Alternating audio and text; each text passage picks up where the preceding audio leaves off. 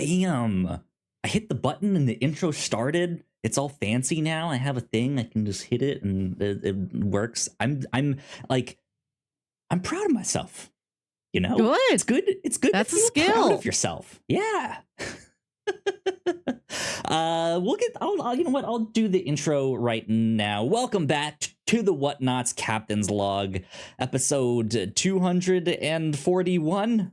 I believe is the right number. Where every week we thirst for the taste of legend. My name is Kyle Springer. I'm joined by Melissa Wilkinson. Yes. Melissa, how are you? How's your week been? It's been okay. It's busy, but I feel like all of my weeks are busy nowadays. Yeah. I don't know how to turn off. But last night I did something unique that I haven't done in quite a long time. I went to a comedy club and I saw a live podcast recording. There you go. That's fun. What was the podcast that you saw? It's one of Jack's favorite podcast. She just got 2 tickets and invited me to come along. So it was all new to me. Oh, I had to be the invited friend this time who had to catch up. So I've only been listening into the show for like 2 weeks. But it's a show where they read not just 1-star reviews, but just generally baffling or questionably written reviews of all star amounts for various products, services, and locations. And the show is called Beach Too Sandy, Water Too Wet. Hey, I know about water being too wet. That's a terrible problem. 2 stars. Exactly. Yeah, they performed at, Kyle, would you believe it, a comedy club in a mall. I would believe it, actually. Yeah, that it was sounds like a about 7. Right. It's a 7:15 show, and the mall closes at 7 nowadays, which feels so baffling to me. I think that was like a pandemic measure that they just still have in place. It feels alarming that even on a weeknight, a mall closes at 7 o'clock when it's like in the summer. Show starts at like 7:15. Yeah. We're out by like 8:30. We leave and the sun is still up. And we were in this like basement comedy club. It feels like night down there. So it was extremely jarring to go upstairs. The sun's still out. Sun is right. The sun is just setting as we walk around like an empty mall. Amazing. Yeah, that is strange. So I had a similar experience about a year ago when I first moved out here to Oklahoma. My girlfriend and I went to a movie, and the theater we decided to go to, because we still like weren't sure like where are the theaters around us. There happened to be one so much closer. But there was one that had a good showing at a certain time. That's like, oh, we can both make that. We'll be good. And it was at a mall, in a theater in a mall. And yeah, the same thing of like the mall was closed when we got there for the showing of this movie. And we go in, it's basically empty. All the stores are shut down. It's mostly dark on the inside, and you just still have to like find your way to the theater. And then even afterwards, when we got out, it's still like no one's in the mall, and somehow we got lost like in this mall and like couldn't find the way out. And some creepy old janitor just starts yelling at us like, what are you doing, you're nuts? But like when we're just like, we're trying to find our way out, we're dying, we're lost, help us please. We're dying. We've been trapped in here for 20 years. But like that, it's so strange to be in a mall or a store like after it's closed, and it's like, I'm not supposed to be in here, this is weird.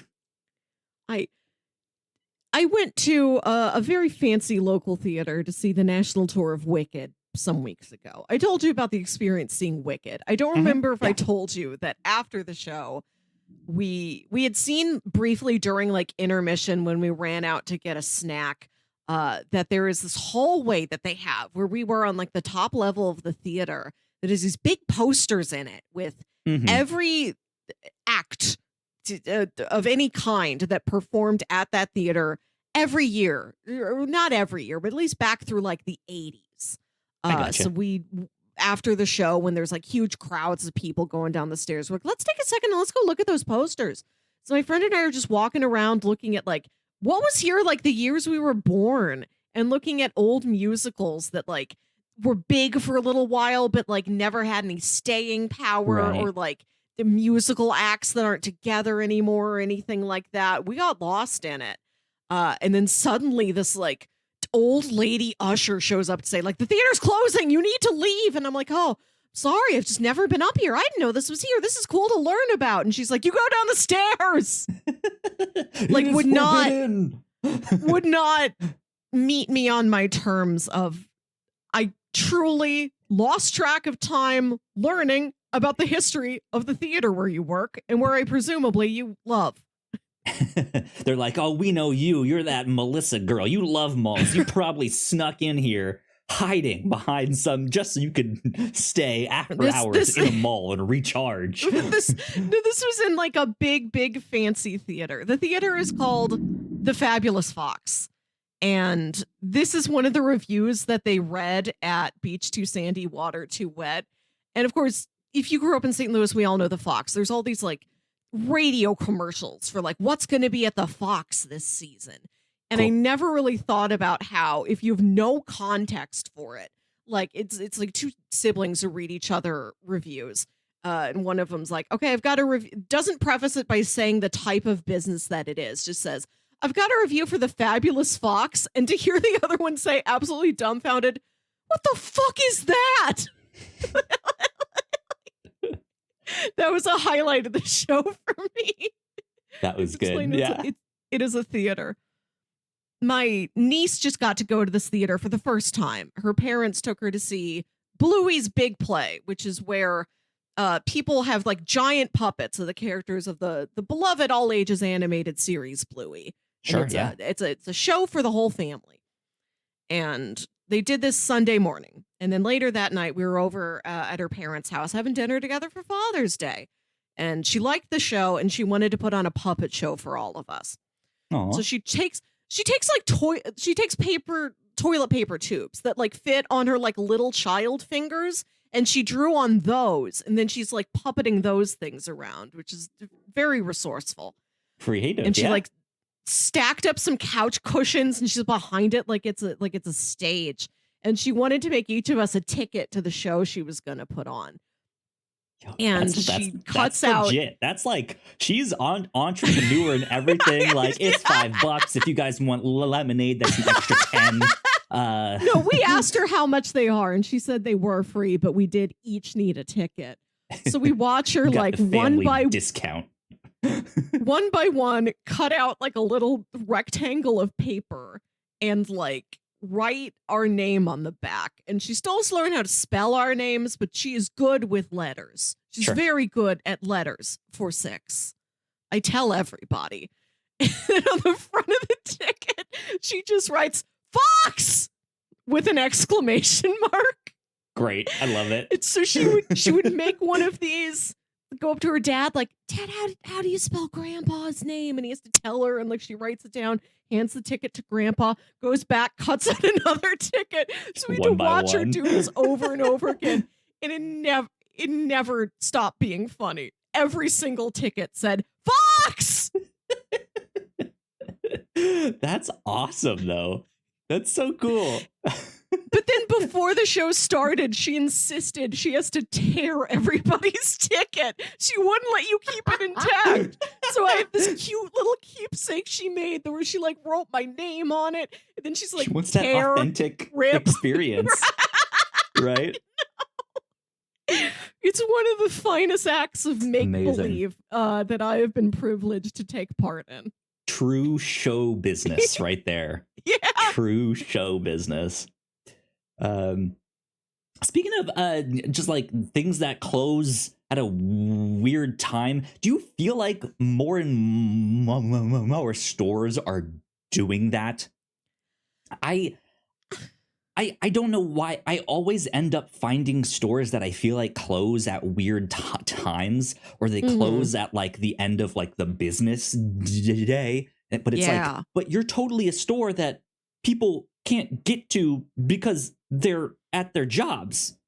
And so why are you not open at that? Like, they have to take off work just to go to your store. Like, why not stay open a little bit or like open later so you can stay open even longer and they can get home and, you know, can be stuck in traffic for a little bit and then make it there. My comic book store does that. Oh. Unfortunately, every day they close at 6 p.m. except for Wednesdays, when they which is New Comic Book Day, they're open till 7 p.m. Oh my, that's not long enough. People need their Batman. Not at all. And then I think the owner is Jewish, and so the store is closed on Sundays. So you can't, like, even on the weekend, like, you can only go on Saturday. But yeah, like, that's the thing, is like, it'd be so much easier for like me and my partner to go to the comic book store if they were open till like 8. Just cause like my partner has to commute, she'll get stuck in traffic, and then like to get back out there we have to go through the traffic again, and it just, like, there's just no way we can get out there unless like we both happen to like take off early from work a little bit and we can go that way. And thankfully we've kind of managed that, but even still it's just like, this is such a hassle to like get there.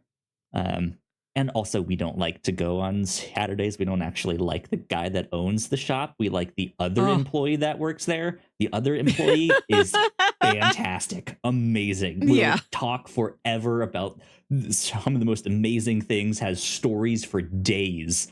And it's just fun. Like, you want to go there when he's in the shop, because you know you're just gotta hear some like weird story, and it's just like, this is awesome. Yeah, that is nice. Rachel is in the chat and says he's a cool cat. Which guy did I encounter when I was there? Was I guy 1 or guy 2? I think we took you when Joey was there. When did we go? Like, did we go on a Saturday? Because if it was a Saturday, it may have been the owner who was there. I think so, yes. Joey has like a big, really, really long gray beard. That sounds familiar. He's a little shorter. He looks like he used to be into like heavy metal and punk rock stuff. He's a little older.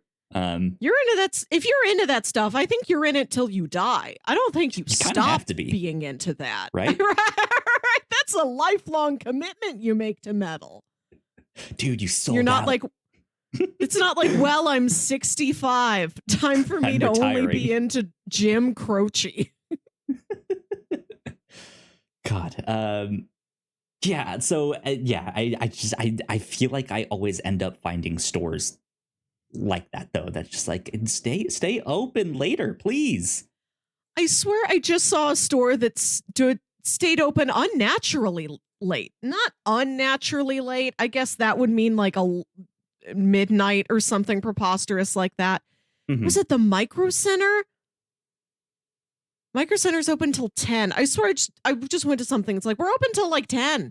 Like, open until 10 on a weeknight when you're not even like a Walgreens or something. So the inverse can happen. I wish I recalled the specific business. Yeah.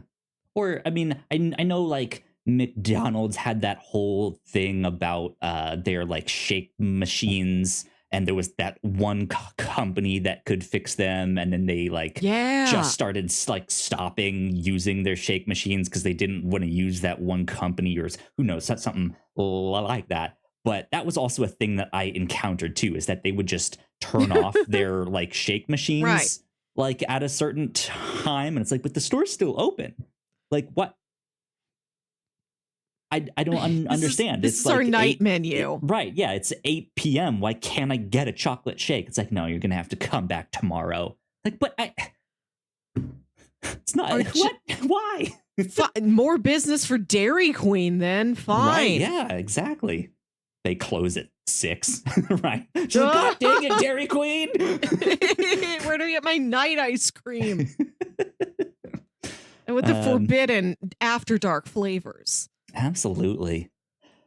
Melissa, so we've done a lot of like games and stuff here on the Captain's Log a lot recently. So I'm kind of just here to chill, here to catch up with you, see what you've been up to in your life over the past like month or so. I know I asked you how your week has been, but since no, we I have haven't to summarize done, like, an entire month. But like since we've done like the Fantasy Dad draft and we did our like Rotten Tomatoes movie check in, it feels like I haven't gotten to like talk to you and see what you've been up to all that much. I'm truly not up to much. I work, I watch things we have to watch for the review show, and I talk to you. Like you're really getting the gist of it. How's the Indiana Jones watch along going? Because you did all of those recently. I think a couple weeks ago we mentioned that like I started my Mission Impossible one. You did too, but you started at like number 4, which sounds baffling. But now that time is creeping up on me, I am realizing I think it was good to start at 4 to make sure that I was up to date on the most recent chunk of Mission Impossible history. And if I catch up on these ones, then I'm free to go back to 1996 or whenever that first one came out, and I can revisit that one at my leisure. I took off the day that Mission Impossible comes out. I did too, actually. The Wednesday? Yeah. So I took off the 21st of July for when Oppenheimer and Barbie and Venture Burrows. And now have you seen the trailer for They Clone Tyrone? It's on Netflix. I've not seen the trailer, but movie. I am aware of it. Yeah. Looks stellar. I did not recognize John Boyega in that when they said like, and John Boyega. I was like, that's him? Good to hear. No way. It's like, that looks to see him. Awesome. Yeah. So much is happening that day, but I took that day off. And then, after I bought my IMAX tickets for Mission Impossible, I was like, I'm taking off that day too. I have to. I realized I coincidentally had a doctor's appointment that morning. I'm like, I'm having the whole day to myself then. That works. Just me and Ethan Hunt. When I went to see Fast 10, I was like, I want to see this in a theater like full of people. But I don't feel like you need that as much for Mission Impossible. It doesn't have the same like rollick and rollin' fan base. Like I'm okay seeing it at like 2:30 in the afternoon with like 3 other people in the audience on a Wednesday, just so I can get a real prime IMAX theater seat. Right. Yeah. You're not gonna have a whole audience with their DiCaprio moments being like, oh, that thing, right? Yeah, that thing, that Easter egg, that. Right. Their DiCaprio moments turning around from a fireworks display while holding a glass of champagne. How I ought to sell it. I gotta get ready for 4th of July. I gotta get like a coupe glass of champagne and just like do that all night. And you just somehow recreate that. Right. I just keep just turning backwards and forwards for an hour for no one. To the Great Gatsby. To Nicolas Cage. I did buy my Barbenheimer tickets already. Jack and I have that Saturday planned. We found so our local theater, it has a IMAX screen, and I believe it is something called like, this chain has like mega screen, ultra screen, which are all various premium large format. Ultra screen. Right. Mega ultra screen plus. Right. Now just Max. But when I looked at the tickets for Oppenheimer, all of them said premium large format. Like they didn't have the brand name of like what this company calls its big screens. It says premium large format. So I don't know if they're like, we're using the industry standard term and not our own term for people who see Oppenheimer at like Christopher Nolan's request. There's don't probably know. like official IMAX approved the theaters. It's not like in IMAX though. But well, I mean, it will be there in IMAX, but not the ones we're going to see. The IMAX one says IMAX, and the non-IMAX ones say. Well, if that's the case, then yeah, I guess I don't know, because like I was thinking, because you have that one plate, like it is the Science Museum, like that has the IMAX screen. Here, like that is an official IMAX thing, whereas like your regular theater might not have the IMAX screen. Okay, so this is the thing. I've been checking. I check like every other day. Is the OmniMax at the Science Center going to show either Oppenheimer or Mission Impossible? I have seen neither. It's just Incredible Dogs, a documentary about D-Day, Antarctica, Under the Sea. It's like all of those.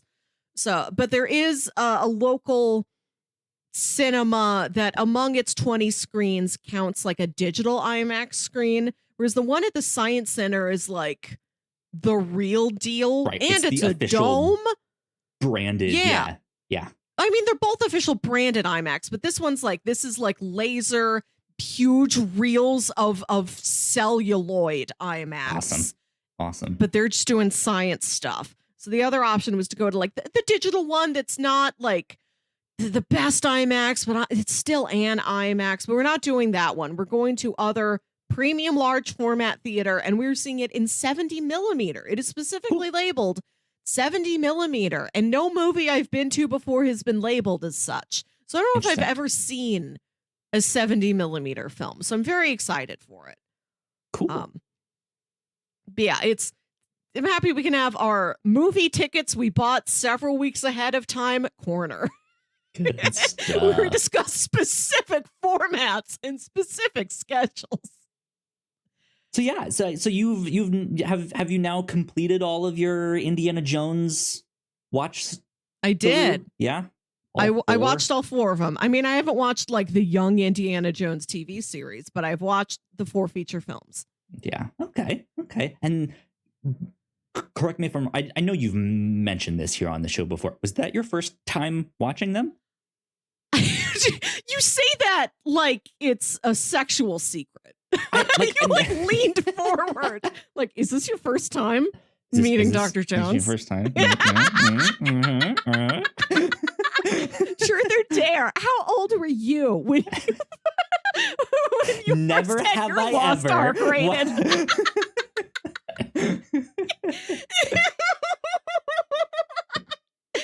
I had when I was like 12 or 13, like the DVD box set had came out and our dad got it. And he showed us Raiders. I think he started to show us Temple of Doom. And back then what we would do is he would show us movies in like half-hour chunks while we ate dinner over the week. Mm-hmm. And I think I watched like the first or second session of Temple of Doom, and then I lost interest. I gotcha. And like I'd never seen the other 2 at all. The one with the dad and the one with the son.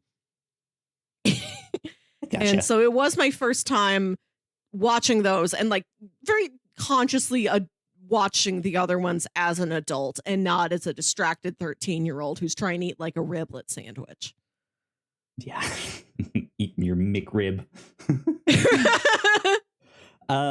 That's cool. Yeah, I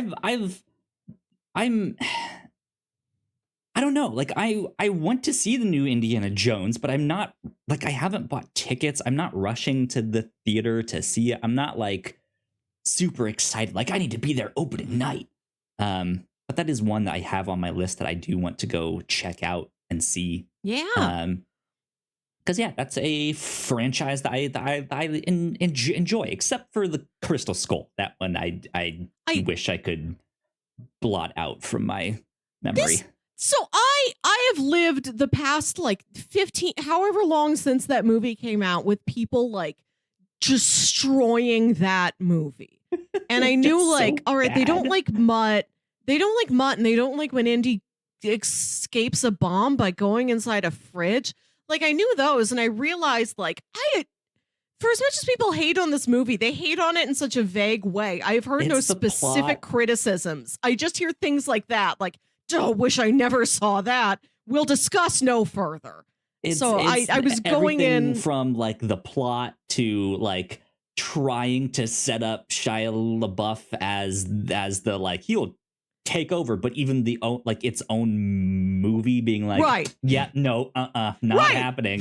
A magical wind blows the hat at him, and then he's going to put it on, and then Indy's like, "Nuh-uh, kid, that's my hat." And this is at like Indy and Marion's wedding, so they're getting spoiler alert for the final scene of the final to-date Indiana Jones movie. He marries Marion. The first man. Best man is their son Mutt, and like in this little like church, there's like a hat rack by the door where Indy hung up his hat, and then like a magic wind blows the door open, and it blows the hat off, and it blows to Mutt's feet, and then as the new husband and wife exit, Indy grabs the hat like, "Nuh-uh, it's mine." If I was Marion, I would be furious that my husband brought his like dumb, sweaty adventure hat to our wedding. That's what bothered me the most. I'm like, this is an elegant night, Dr. Jones. Did she like this is obviously if she requested it? Marry Indiana Jones. He upsets me. I want him to do his job. Like he. Now that I work in Indy. Now that I work in academic publishing, and so many of our editors do have professorships at assorted universities, and they use one thing to tout out the other, like, I'm the editor of this journal because I am a professor at this university, and come to the university and let me teach you because I'm the editor of this journal. Like, they sort of feed into each other. But it's always the university work that ends up winning, and it's like the journal that gets put on the back burner. And Indiana Jones is already like, he's there. He the couple scenes where you do see him teaching the class, he seems engaged. It's not like he's like exhausted, stumbling through the thing. Like, he seems like an okay professor. But then you see how much he goes globetrotting. I'm like, yeah, you probably teach a great class, but you probably teach 10 weeks out of the semester, and the rest of the time you're gone. You're in a jungle somewhere. And I'm like, you get that Indiana Jones is the associate editor who like never works on the paper they get assigned. Right, he is the associate editor who like eventually, after several weeks, invited reviewers to review the original manuscript. And eventually, several weeks after they submitted their reviews, made a decision on the manuscript. And then when the revision comes in, never bothered to look at it. It's months later. You've sent them so many emails. Send it for review again. Make a decision. Do something. So I look at Indiana Jones, and he is... he's become the embodiment of a lot of my professional frustrations, although he seems fine as a man. I never latched onto these movies because there's nothing aspirational about them for me, and I didn't like, they're just dirty, dusty, grimy, sweaty, sandy. Like, I looked at the movie and I'm like, I don't want to be in here. So I can't like get that in the movie. This is why it took me until I was 32 years old to until this watch them all. The year of our Crystal Skull 2023 to like sit down and seriously watch them all, only because a new one was coming out. I'm like, well, if ever was the time, it's now. And these things are still not my jam, but I had more fun than I was expecting. Like, even with the ones that people don't like as much, like Temple of Doom it's a very colorful movie. I think what I like about that one compared to the ones on either side of it is that one even is if it doesn't divisive, there's people that don't like it as much, and there's some that's like, that one's the best one. Like, that one's fantastic. What I like about it is that it's not all in sand. Like, they're among this culturally questionable sort of cult, vaguely somewhere in India, doing all these bizarre summoning practices. Like, it's probably the least socially praisable of all the films. But at least, like, there's like colors in all of the weird cultish face paint. There's colors, there's textures. They go to the gross dinner, which is this very tropey thing of they eat weird food in this foreign country, but at least like at this dinner, like people are wearing like bejeweled outfits and things. Like, it's just has more visual interest for me. Sure. Yeah. And that really did go a long way into me enjoying that movie, even though I do recognize this is far more ridiculous than the other two around it. And Crystal Skull, I think it worked on me okay. I recognize this is a departure from the previous three. But then I also understand that like the previous three were set in like the 1930s based on adventure serials of the time, which were about like fantasy action adventure, magical artifacts and treasure and things like that.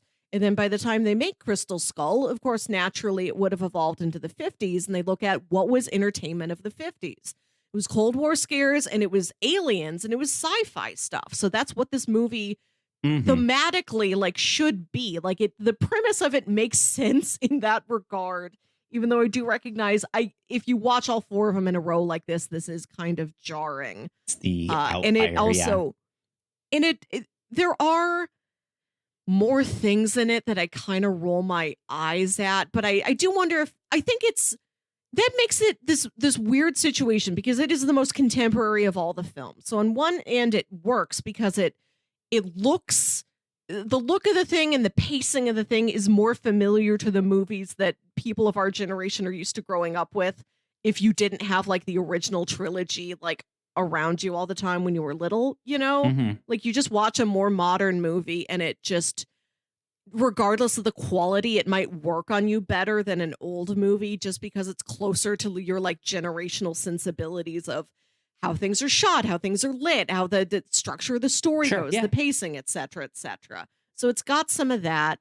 And it's, I think even the lowest tier Spielberg movies are still very enjoyable movies. And I think this is one of them. I think there's nice action set pieces. It's shot well. I just liked how it looked a lot of the time, like the composition, the movement of the thing, sort of propulsion to it. Sure. I enjoyed, but yeah, there are things where like they find themselves in a jungle and Mutt gets like, he's in a tree and he realizes I can swing on the vines like the monkeys do, and that's how I can reach this old curmudgeon Indiana Jones, who definitely isn't my dad. I gotta say, that was another thing I didn't know going into this movie. I didn't know if the movie was literally Mutt is his son, or we hint at Mutt is his son, and it's up to you to come to that conclusion. That pop culture never made that clear to me which one it was. So, but yeah, in the movie they do say, yes, this is your son. He got married and pregnant right before they were supposed to get married, and then he got cold feet and he left, and she just like had the baby and like married a good friend that Indiana had introduced her to. And like never told him you have a son, because she's like, what, were you going to come back for him? She's like, I just wrote you off. What an unfortunate situation. The whole thing is weird. I learned that much. There's stuff in the movie I like. The bomb thing like worked fine for me. I don't understand why everybody found that so very upsetting. In the opening set piece where he's like out in the Nevada desert and he runs into a fake town that is designed to be bombed as an experiment. And like the bomb's ticking, like the announcement's like, the bomb will detonate in 10, 9. And so he's looking around and he sees a fridge, like a big chunky, like 1950s fridge. And he pulls out all the shelves and he just huddles inside of it. Yeah. And I'm like, if I was in his shoes, I would do that too. Like that That is from the kind of situation the, he's been like, placed nuclear in. blast joke. I like that's the Yeah. thing. It's like I don't even know if that is meant to be a joke. It like I've seen that in other media too. Like you can survive it by hopping in the refrigerator and you Or won't get the you'll do better. radiation. Yeah. Yeah, Yeah. It says lead lined. Of course, you do have to question, did people who were testing nuclear bombs build entire cities, fake towns like this that have mannequins in them, and the mannequins have a TV, and the TV is turned on to the news? And were fridges made with lead? I don't know these things. But like right. within the premise of the film, I'm like, I buy all of this. I don't know why this is like the joke people have been making about this movie for 15 years. I don't know. Whatever. Mm-hmm. Yeah, Indiana But Jones, wild ride. Yes. Oh, truly a wild ride. It can be quantified as such. I enjoyed my time. I don't know if I'll really watch these again. I would show them to a kid if I had a kid. I'm like, I guess it's time for you to watch Indiana Jones. I feel like you ought to. Yeah, And I will go see this new one. I'll probably sure. go see it the opening weekend just because I like to do that. Sure. Even though, Yeah. like, that's been my goal this year. Every movie that has a new one coming out, maybe not every movie. I'm sure there's one obscure sequel I have not caught up on, but like John Wick, Scream, Fast and the Furious. This, like, I'm catching up on franchises that I have little to no experience with. That was my goal this year, and then I'll go see those new movies right there in the theater. Because I love to see a movie in a theater opening weekend. That's one of my very favorite things to do. It's a good feeling, even though it has been stressful. Like if I am watching all of the Fast and the Furious movies right now for the first time this year, and I watch them all in a row, and they all kind of blur together, and I've only seen each of them once, and then I go see the new one, I'm like, oh boy, that was fun. Like I have a very different context and experience than any longer term fans of that thing. So I always feel like embarrassed by my little small potatoes opinion. Like, this is the best one I was able to come up with this year. I can't feel any other way because I didn't start earlier. And all I have is this. All I have is, that's boy, A-okay. I got to see one in the theater now. That was cool. That is A-okay indeed. Yeah. I also caught up on a few things. I finally beat Legend of Zelda Tears of the Kingdom. And did you get him a whole outfit? Yeah, I had plenty of outfits. It was someone that I know in one of the Discords that I'm in that was like, I can't find pants. But yeah, there's tons and tons of outfits and stuff that you can get in that. You can mix and match and stuff like that. But yeah, from beating Tears of the Kingdom, the next game that I'm playing actually came out today, the day that we are recording this. That's Final Fantasy 16. Wow. And I took the day off of work tomorrow to just stay home and play video games all day. Yes, we have a question from Melissa from the Whatnauts.com. I was going to make a joke about how now that it's 16, Final Fantasy is old enough to drive, but I need to stop and ask. In the world of Final Fantasy, are there cars? Depends. I don't know what it looks like. I don't know what the technology level is within Final Fantasy. It depends. So one thing to just, I know you don't know anything about video games. Every Final Fantasy is a completely different story, new characters, new worlds. They are not connected in any way. I knew like a lot of it was disconnected, but I wasn't sure. Yes. It is an entirely new world each time. That was new to me. Yeah, and some like they have like a recurring thing, like you've probably seen or heard the word chocobo, right? It is these like giant like chicken yeah, like they might have like repeated items or stuff like that within the worlds. Every now and then the name of the world will be the same, but it's not like the same. if that makes sense, right? But yeah, some of them are more futuristic. Some of them are more like knights and Templars and stuff like that. So it kind of depends. If you want cars in a Final Fantasy, Final Fantasy 15 was actually about a road trip. It's the good old boys taking a road trip. Wow. And yeah, they are in a car, and you can like change the radio station and do all that stuff, and you can stop and go camping and fight some monsters, and it's you and the boys. Yeah. Boys.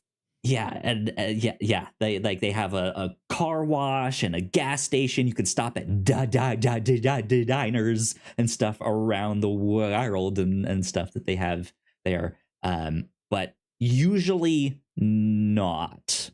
Even like Final Fantasy VII, which is one of the more like futuristic things, they have trains. Like they might have that kind of technology, but and they do have motorcycles in that. So I think that one does have cars now that I think about it. But usually probably not. Or at least like not cars in the way that we think of them. But yeah. That's what I'm playing now. Took the day off tomorrow to continue playing that. They have said that one is heavily inspired by Game of Thrones. So it is like... knights and political intrigue and stuff like that. Very different. But in between that time, I was like, I'm gonna catch up on comics and TV shows and all of that stuff. My partner and I have continued our rewatch, or my rewatch, of the Mission Impossible series. She hasn't seen them.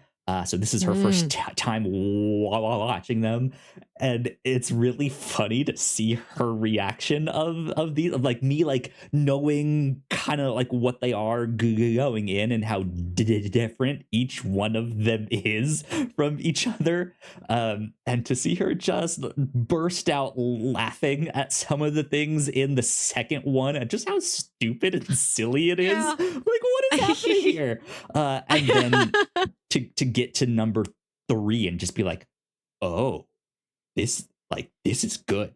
This is intense though. Like this I is also totally like number different. 3. That I think is my second favorite one. It's 6, it's a Fallout, and then it's 3. And then like 4 and 5, I don't really remember which one is which exactly. They're both the same in my mind. I really like 4. That's the one directed by Brad Bird. It's got like a little bit more, a pinch more comedy to it. Right, yeah. He climbs up the Burj Khalifa. There's that cool scene where they've got the like digital projector camouflage thing in the Kremlin. There's set pieces I really love in 4. 5's the one I don't remember. I can't tell you what happens. Is that the one with 5? Jeremy Renner? Jeremy Renner's in the 4th one. I think he might briefly be in the 5th one. The 5th one I know is where we meet Elsa or Ilsa. I don't remember which vowel that is, but the new main female character. This is why I got to rewatch these things, because we watched these at like beginning of 2019. So we just have like vague colors and blobs in our memory. Yeah. So yeah, we've been enjoying that. And I finally started and finished watching The Drops of God on Apple TV. Did you get to watch the whole series? No, I have not had a chance to return to it since we last checked in on it. So I've only seen up through the first. They just finished that first wine test. They identified that first wine. Gotcha. So I'm only like 3 or 4 episodes in. They did that first test. I have to say, I really enjoyed it. I thought it was great, actually. There's one thing that happens at the end that I wasn't a huge fan of, that they start to almost do, and then they back away from it in a weird way of like, well, if you weren't gonna do that, why have this even a part of the show? Like it was just a strange but yeah, I really, really enjoyed the show. I thought it was a much more nuanced take on the story than the Mm. manga. Um, though I think some of the stuff that I liked the manga for isn't necessarily in this adaptation, right? Like there is just so much knowledge and so much like excitement and passion that Mm. is in that manga.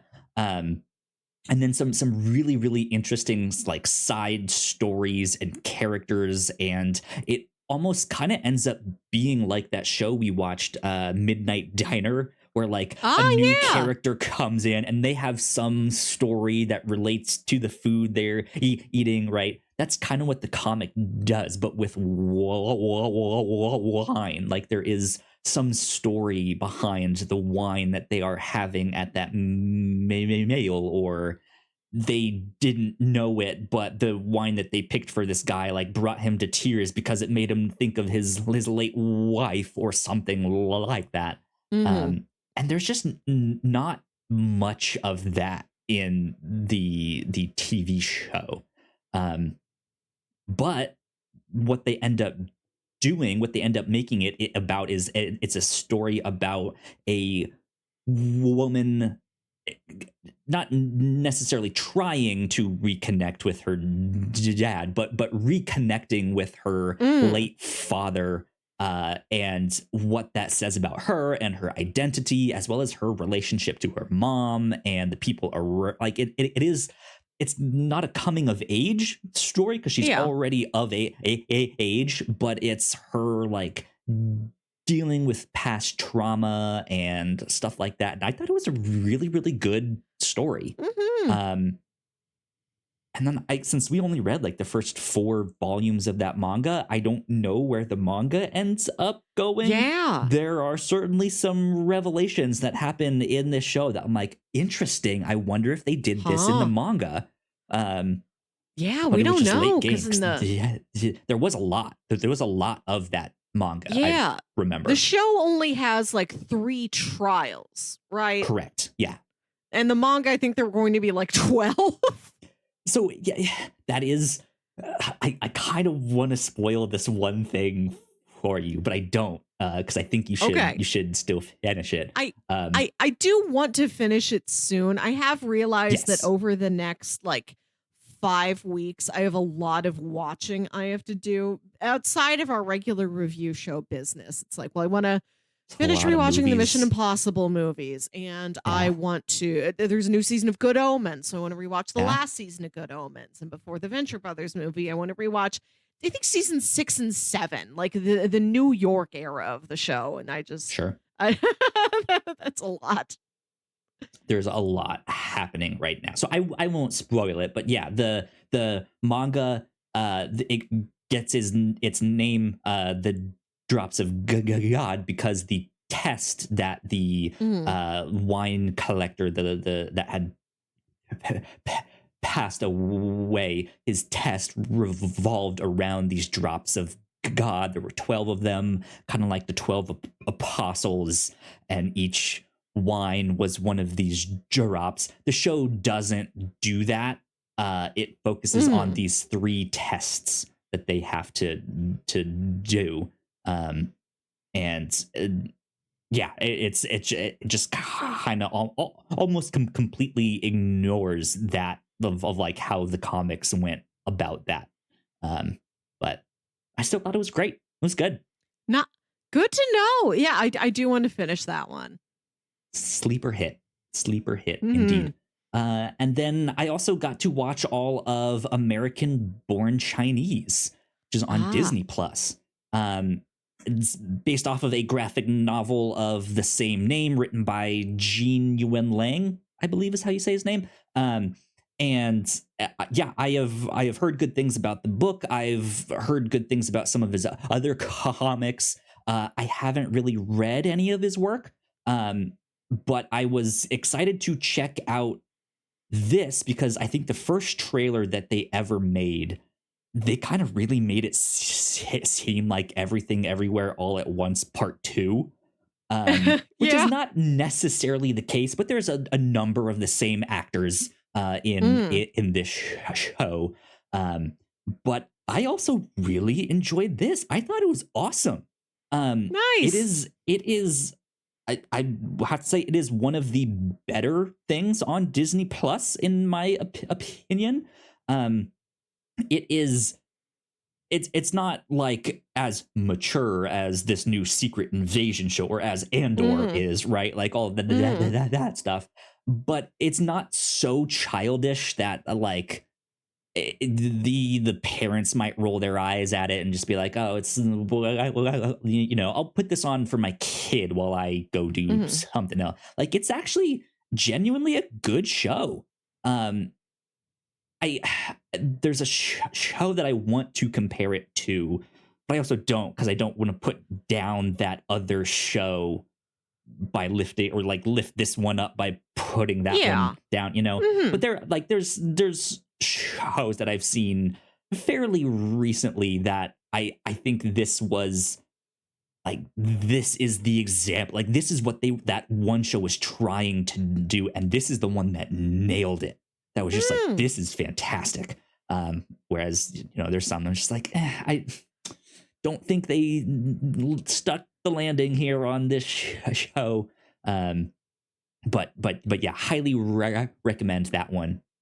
Go check it out. There's some good action, some interesting drama, some Mm. great wire work. They do some of the Ah. like Wosha style, like crouching tiger, hidden dragon style fights. It's really neat.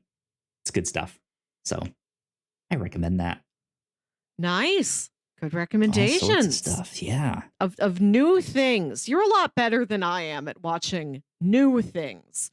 Says Yeah. me going back to watch a movie from like 1984. I Sometimes. missed. I mean, I do like to go back and be like, all right, I missed this thing and go catch up Mm. on that. I was hearing about some of the interviews that the creator of this Secret Invasion show was doing, and just some of like the movies that he was referencing in that of love, like the classic detective noir film, The Third Man. It's like, oh, Yeah. that's one I've heard of. I've I never watched it. oh Why not go I back and check it out at some point? I watched it in a film class in college. I really liked it. It's been something I've I've thought seen about. that scene, like I like in like Yeah. a film class that I took. I've seen that scene where he's in that like archway, and yeah, he's silhouetted there. It's like it's a classic, but I haven't seen the full thing. Right? Right. I've thought about throwing into review show pitches. If you ever pitch it, like I will pick it. I've been wanting to watch that again. Interesting, good stuff. But we have a little bit more pop culture news. I might hold off on the housekeeping for the end, and I'll do like a quick Ah. unofficial housekeeping instead of our normal video thing there. But just wanted to at least get this piece of news. We got a little bit more Beetlejuice 2 news from a few weeks ago that I didn't get to bring on the podcast here, and damn it, I will bring up every little bit of Beetlejuice 2 news on this show. I'm making it a bit. I'm driving it into the ground. It And will be buried in the little plastic model cemetery in the attic.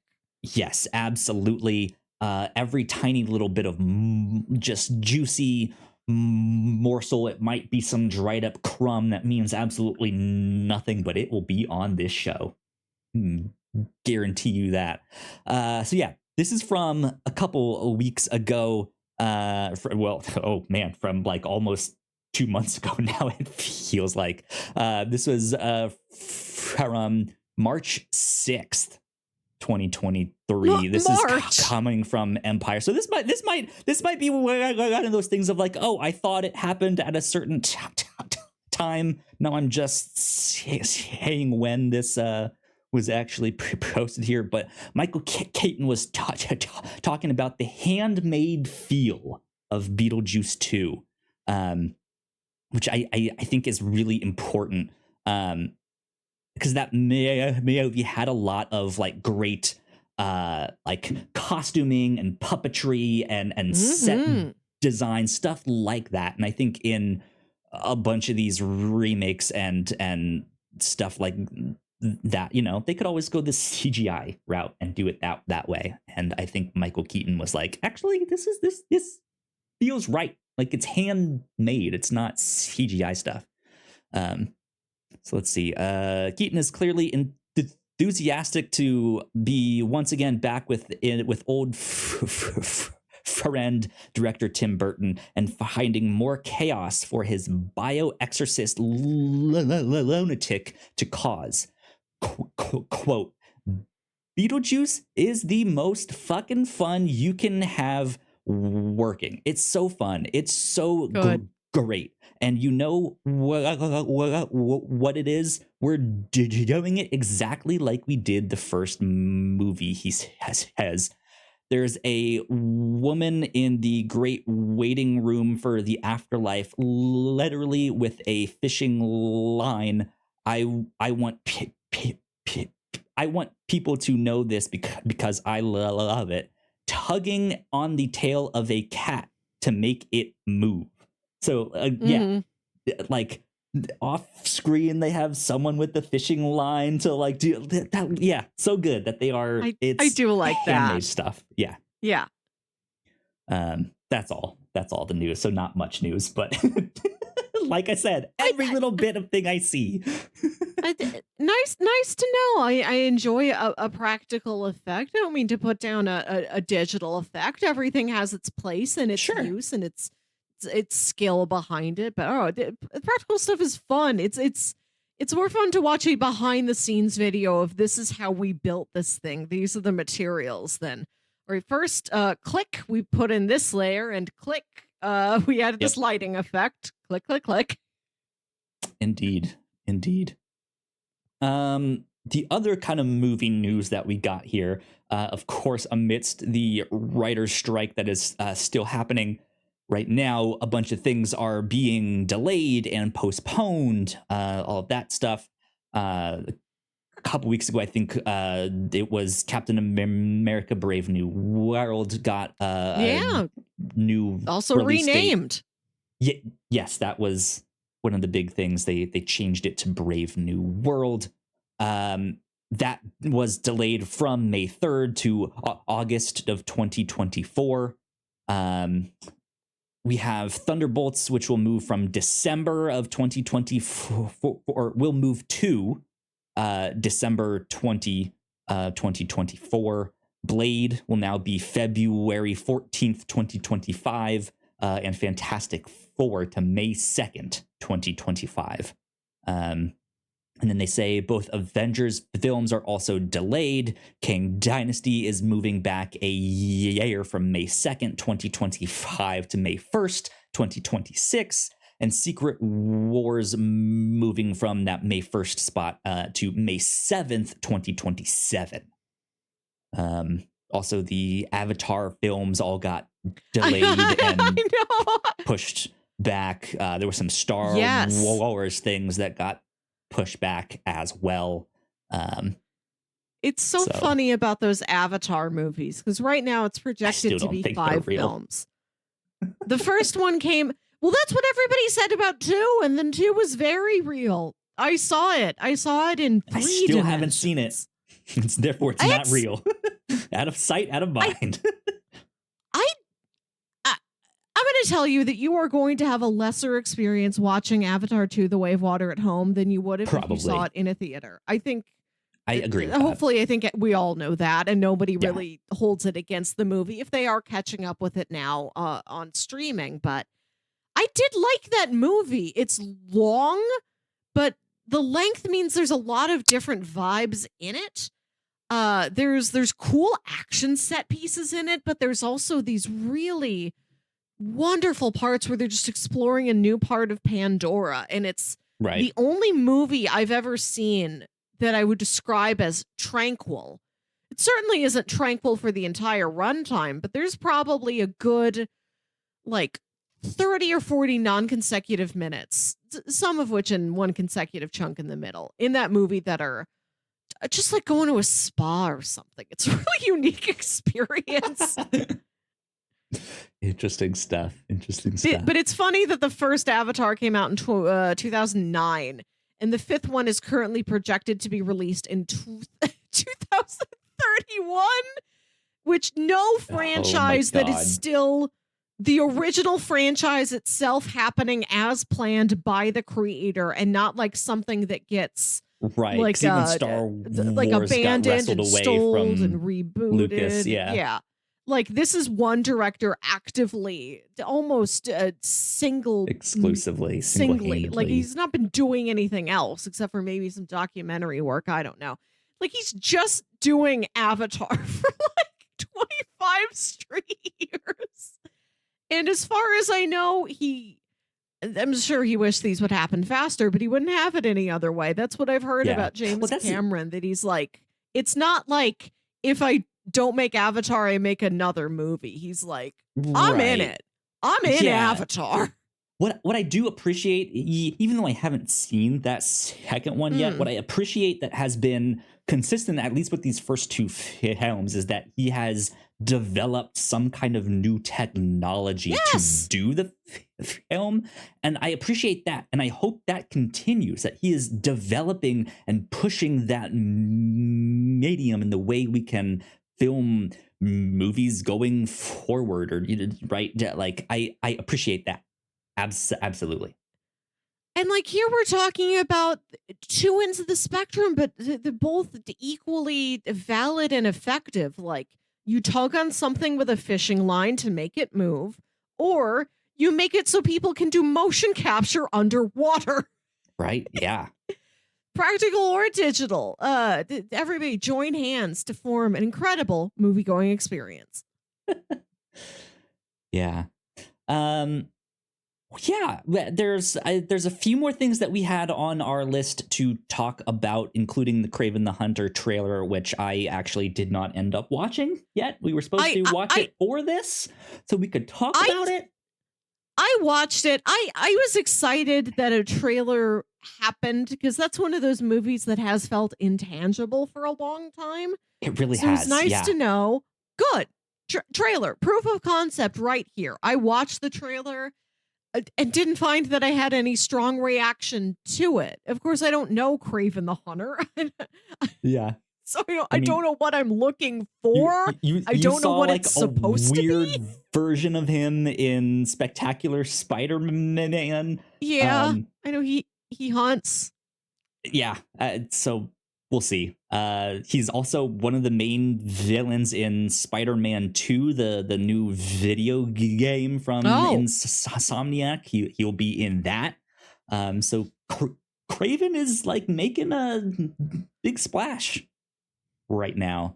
But yeah, we wanted to do a reaction. I couldn't do it the night of. We couldn't really get to it until it was like today, and it was like, oh, watch it for the podcast, and we can talk about it on the podcast. And then, like, just 2 minutes ago, I was like, oh, I didn't watch that. It's I mean, I did watch it, and I'm not quite clear on what I saw. I have no context. From what I understand, and this is courtesy of MT from New Rockstars over on Twitter. A trusted he was like, voice. This is basically just another Morbius. It's about a person that gets animal powers and then has to stop someone from his past that he used to care about from doing something bad. That's the exact plot of Morbius. As far as I understand it, yes, it is. Also, having not seen Morbius. So, who knows what that'll be? I'll probably go watch it right after we're done recording this. But yeah, I will end the show with this. I want to give a congratulations to the people over at Remap Radio. I've mentioned a few times here on the podcast that my favorite podcast was Waypoint Radio. And about a month and a half ago now, they all got laid off from their jobs. Oh. Thankfully, they had like a month-long runway before that. Like they're like, basically you're laid off, but your actual end date is like this, like one thing here. So in that amount of time, of course, they were like, well, what do I do next? Do I go do something else with my life? Do I, who knows what? And essentially what they did is they started their own company, and then they were able to hire lawyers to negotiate with the vice lawyers to kind of wrestle some like the memberful.com, like basically like our Patreon, but like to legally get that transferred over to them so that they could continue what they do. And so they renamed everything, they rebranded it, and they are now Remap Radio. So big congratulations to them. They went independent, which is a big scary thing, I'm sure. So yeah. But yeah, that's all I got for right now. Yeah, let's wrap things up. That's right. Wrap things up right there. That's all. It's been a week. It was nice we had the chance to catch up on things Michael Keaton said 2 months ago about Beetlejuice 2. At what time of day we got our Mission Impossible tickets. Classic Captain's Log material. Great stuff. Yeah, so next week, just to give you all a heads up, if everything is going according to plan, we will have Ignacio joining us once again to do our annual trivia night. So we will be doing some trivia questions for one another. It should be a lot of fun, so be on the lookout for that. Other kind of housekeeping stuff that you should be on the lookout. Over on the review show, we did a Pride episode. We got to watch the movie The Watermelon Woman, which came at the recommendation of a fictional character in Yellow Jackets season 2. But well chosen. Yes, props absolutely. to that writer for, out of any movie you could have mentioning a very apt movie from the time period and in the queer community that character was a part of. And for bringing this movie to different people, including us. Yeah. Maybe we would have gotten to idea. it at our own time, but the fact that it was mentioned in the show we watched made us extra interested in watching that movie right now. Absolutely. And then over on the Reactor Core, we have a spoiler cast for The Flash, and we just started our weekly reactions to Marvel's Secret Invasion. So if you guys are watching that show, you can keep up with us week to week over there. And then go check out what we did last week here on the Captain's Log, our Fantasy Dad Draft. So there you go. Good stuff. That's all the housekeeping for right now. I won't play the full video this time. But yeah, let's wrap things up right there. So Melissa, where can the people find you on the internet?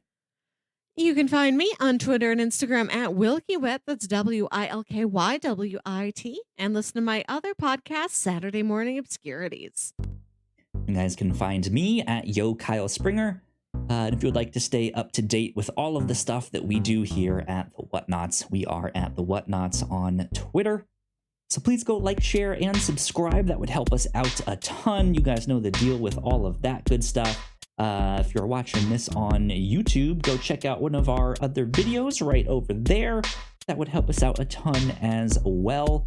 But this has been number 241 of the Whatnauts Captain's Log. We will see you next time. Bye. Bye.